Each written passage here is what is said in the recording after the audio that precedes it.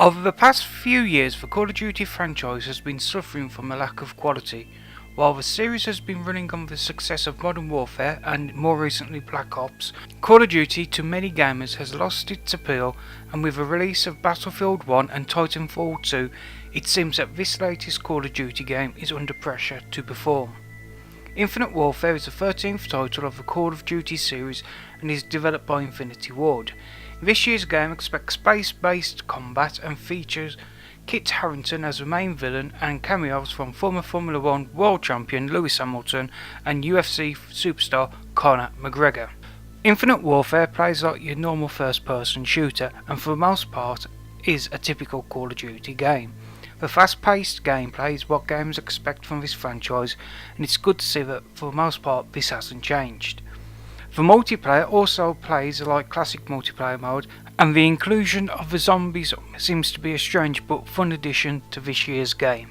In the campaign mode, gamers are introduced to UNSA Special Forces, and whilst on a mission to get a prototype weapon, you are ambushed by SDF's Commander Coach, played by Harrington, that leads you into the main story where the UNSA are tasked to stop the SFD at any cost. The multiplayer mode seems to be the standard Call of Duty run and gun gameplay, which the series is known for. Also, we are introduced to the biggest change in this year's title, and that's combat rigs.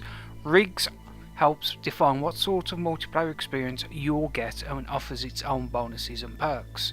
Microtransactions are featured in the multiplayer mode, and while most people will say that these are cosmetic options, the actual problem is that they also include weapons as well, which can give the game a play to win feel. While I get the idea of giving a narrative to both of these modes, for someone who has played Call of Duty since Modern Warfare, the intro to the multiplayer mode felt extremely jarring at first. And when it came to the zombies mode, it played up its campy concept to a T, but still felt unnecessary. If you have a history of frustration with the multiplayer of Call of Duty, then these issues will remain.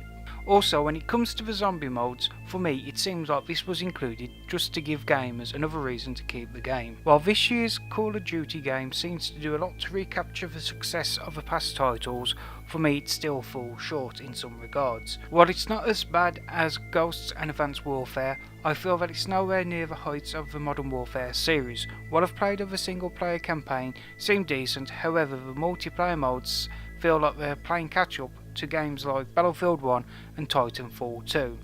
From what I've experienced with this game, I will say that at times it can be a good to semi-decent shooter, yet when compared to Battlefield 1 and Titanfall 2, it struggles to keep my attention.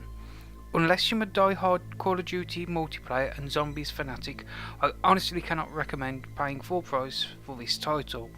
At best, I would probably wait until there was a price drop or it appears in some sort of sale.